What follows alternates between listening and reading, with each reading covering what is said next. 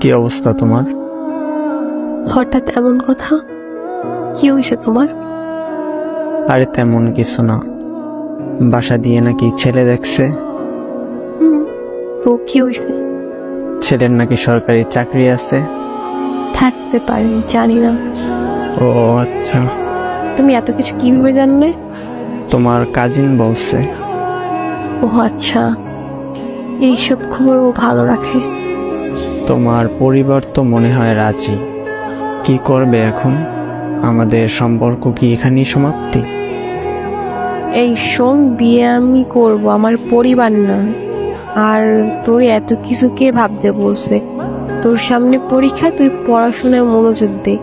আমি তোর ছিলাম, তোর আছি, তোরই থাকবো। তুই পরীক্ষাটা দে আগে, তারপর হাত ধরে নতুন জীবন শুরু করব। সত্যি তো? হ্যাঁ সত্যি। তোর হাত ধরছি কি অন্য কারো হয়ে যাবো এই জন্য নাকি? শেষ অব্দি তোর সাথে থাকবো, এটা মাথায় রাখ। পড়তে যা এখন। আচ্ছা।